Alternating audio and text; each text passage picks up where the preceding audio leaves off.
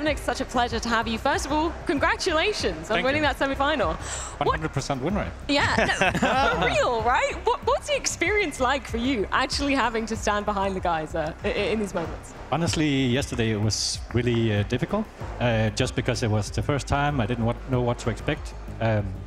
For me, it was actually more nervous than playing, because when you're playing, you're like in your zone, you know what you do. But here, I had to take on another role.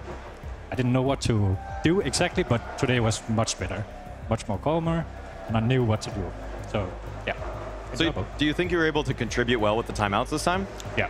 I mean, I also think I did well yesterday, yeah.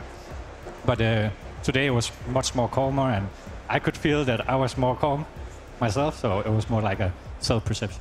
I kind of want to open that whole conversation because there's a reason we brought you up here, Xyp9x, and that is to discuss the role as a coach, you know, and how valuable it is to certain teams and, you know, certain areas where it may be overrated, underrated. Now, you've been a player, you've been an assistant coach, and now you've been a coach as well. So give me a first-hand impression. Your first experience as a coach yesterday and today, do you feel you have impact in the game? Do you feel that you can make a difference with these timeouts, or is it very fluffy, so to speak?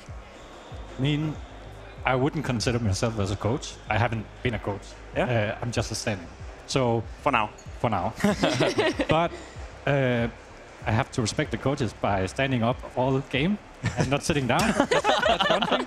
I also have to respect and admire the work they put in all the time. And I think some coaches are getting a lot of flack online, which I don't necessarily think is real.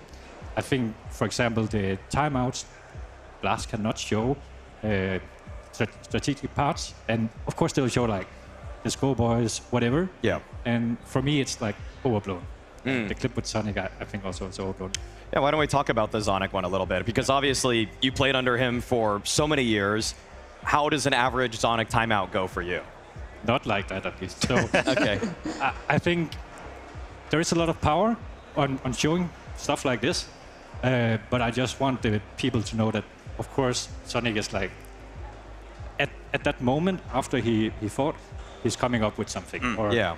Like, it's not like he's gonna like say nothing. So because on these broadcasts they don't want to reveal tactics though, how in like an average Xyp9x timeout, say group stage of some tournament, doesn't really matter, what percentage of that timeout is moral leader Xyp9x, and what percentage is here's a tactic we need to execute on? So obviously I haven't been a part of how he developed, but for me back then, he was really a good moral support, and I think that is his strongest suit. In terms of tactical input, always like good tactical input. Yeah, I don't know exactly how it goes now with the tactical. I want to pick your brain a little bit more because you said, you know, one thing is obviously coaching on the stage, taking timeouts, but you also said that a lot of coaches deserve credit for the work they do leading up to a game. Yeah. Would you say that it's fair to say that the coach's value is more so shown in the preparation into a game than in the timeouts and during the game itself, or is it still a 50-50 split? I think when you prepare, there is way more you can prepare the players for. You can offload the players a lot during the pre-game. And for me, it's like I've been a player myself, so I know how I was maybe the more prep-heavy player, so I watched a lot myself. But giving the burden or taking the burden away from the players and just look, here is the game plan. This is what we're going to do. You should expect this. It's really nice as a player, and I know for some of these younger guys, they don't really know how to watch anti-strat. Like they haven't had the experience, so there is a lot of late nights, especially for me as a assistant coach, to actually get the details right. In terms of coach timeout, I would say you can have a lot of impact, but it's also depending on what you agreed beforehand. Are you sticking to that? Maybe you saw what Eternal Fire is bringing to the table this time, and maybe you want to adapt because they adapted. So it's like you have quite a lot of... I like that you bring out the anti-stratting element, because you talked about to James before you went into Dust 2, you have a good game plan. You're going to trust it. We have one round where I feel like there were a few examples of you keeping a bunch of people at long, because Eternal Fire just love going long. Like early, late, doesn't matter if it's through a smoke or not. This one, round 5, you just had all these people here. And even beyond this one, like, Torzy just waits. Usually, if a team loses the initial long fight, they're going to go cat. They're going to try to scale away. But he just stayed there. Is that part of the prep? No. He just stayed there. No, like, that's individual, like, brilliance. Like, he knows, okay, they're still pressuring long. It's also this point where Eternal Fire is thinking, okay, we think that they're going to go short, so maybe just try long. Like, it's a mind game at that point, right? So now that we have you here as well, I think one of the bigger conversations around your lineup has been Roland, integrating him into an in-game leader as well. You played with a lot of great in-game leaders, Glaive being one of them, and obviously also others.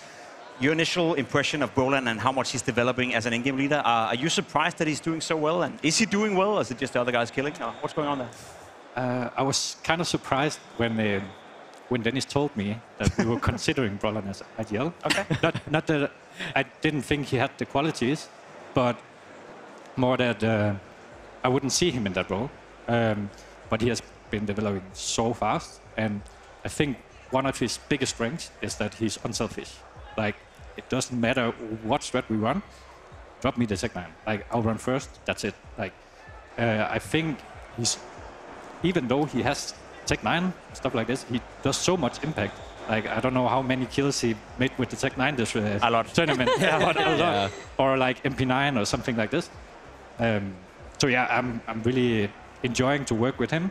Also, he's open for input, feedback, all the time improving. Also a hard worker.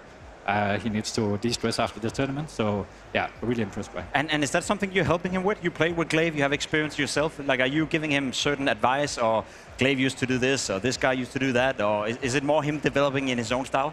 I mean, it's not only me. We have Dennis, of course, at the wedding right now, enjoying some wine.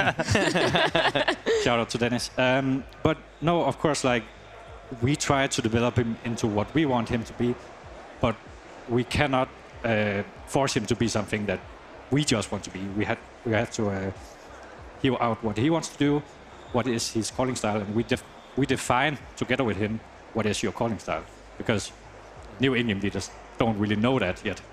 So yeah.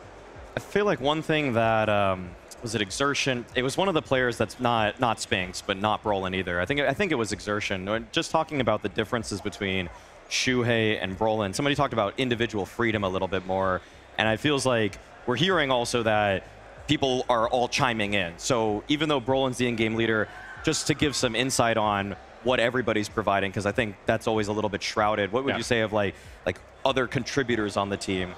So they all have defined roles in the team.